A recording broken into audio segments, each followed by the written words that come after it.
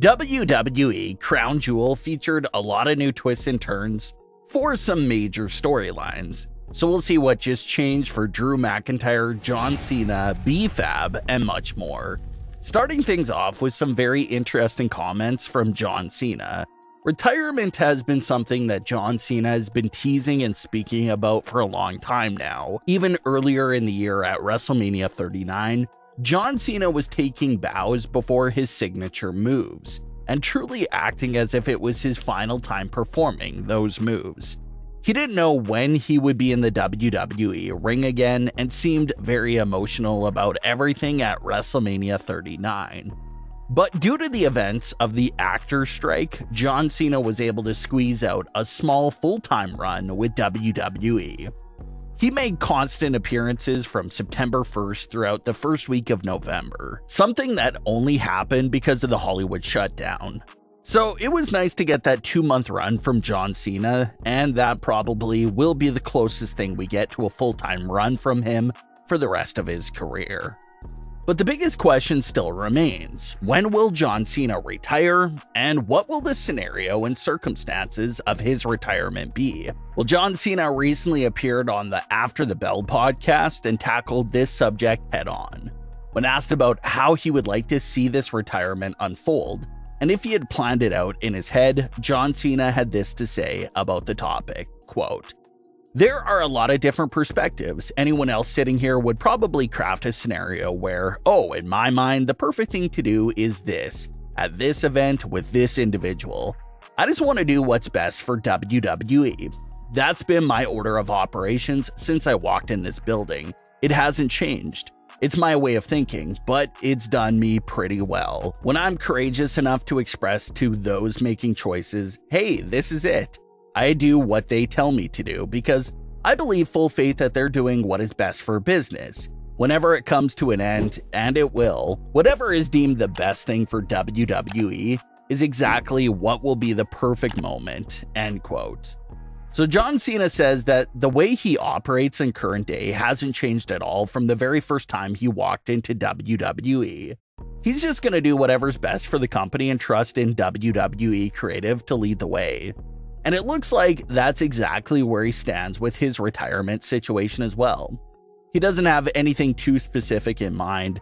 He trusts in WWE to come up with the right situation for his return, and he'll listen to anything they tell him to do. Although John Cena has been talking about retirement heavily in 2023, no one knows when exactly that'll take place. But Cena's been constantly reminding fans that the time is coming, and even Crown Jewel was portrayed to be his potential retirement as well. So we'll see if John Cena does have more left in the tank. The Street Profits and Bobby Lashley are continuing to evolve and make waves on SmackDown.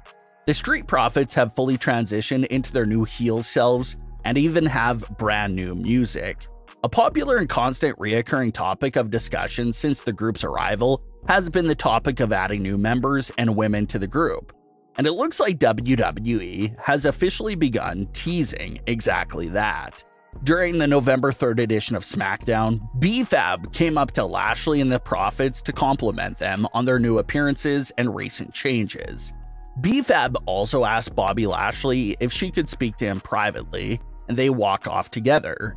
This moment was shown to the audience, obviously, because B Fab and Lashley's meeting and what they discussed will come into light over the next few weeks. A lot of fans are assuming that what B Fab wants to talk about is the idea of Bobby Lashley taking her under his wing to join the Street Profits and their group.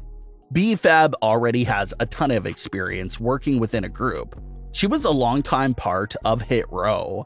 Everyone remembers a few years ago where Hit Row made their SmackDown debut, only to be released 3 weeks later. But then Top Dollar, Ashanti, and B Fab were all rehired and brought back to WWE as Hit Row. Hit Row did get some airtime during their second run in WWE, but they were mostly used as enhancement talent. And then just recently, Top Dollar was once again released from the WWE, leaving B Fab and Ashanti all by themselves. We haven't seen too much of them since Top Dollar's release. Their biggest role since then was probably a few weeks back before Fastlane, where the Bloodline took out Ashanti and B Fab was checking on him. So that was their last appearance, and now B Fab wants to have this big talk with Bobby Lashley. Maybe B Fab is tired of all the disappointing runs Hit Row has had, and now she wants to see if Bobby Lashley can help her get back on track again. But what is interesting though is that B Fab was all by herself when she requested to speak with Bobby Lashley. Ashanti was nowhere in sight. So that's another thing fans are trying to figure out. Did WWE just split up B Fab and Ashanti, or is B Fab speaking on both of their behalves, and how the both of them want in Bobby's group? That'll be the question that'll likely be answered in the coming weeks, but as of this moment, it appears that at least B Fab wants into the group.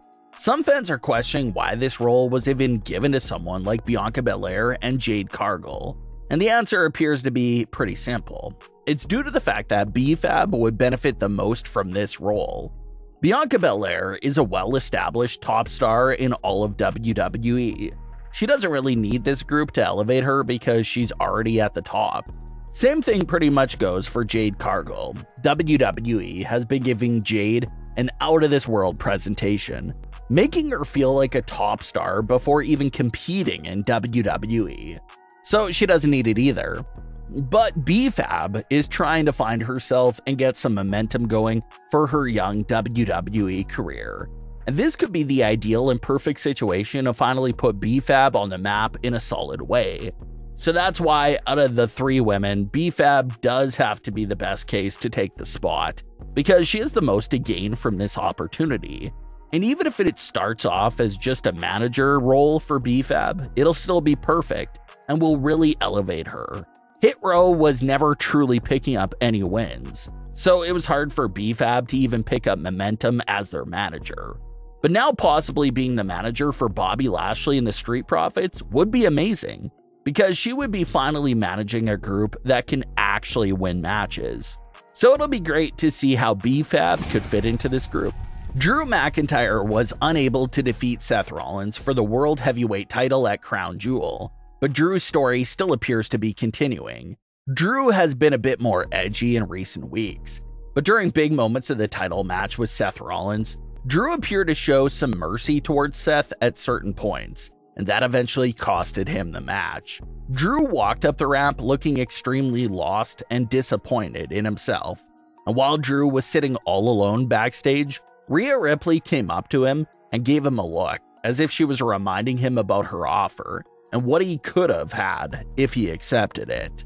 So it's looking like this Crown Jewel loss will play a big role in Drew's path into darkness. We'll probably finally get Drew's big heel turning moment in the coming weeks. Some fans are even wondering if Drew McIntyre could even go back and accept Rhea Ripley's offer to join the Judgment Day. Has Drew finally seen the light and wants to accept what Rhea pitched to him all those weeks ago? It could be very interesting to see Drew McIntyre possibly in the role of being the Judgment Day's enforcer. But what are your thoughts on today's stories? Leave your comments below. Don't forget to subscribe with all notifications on, and leave a like if you enjoyed. Thanks for watching, guys.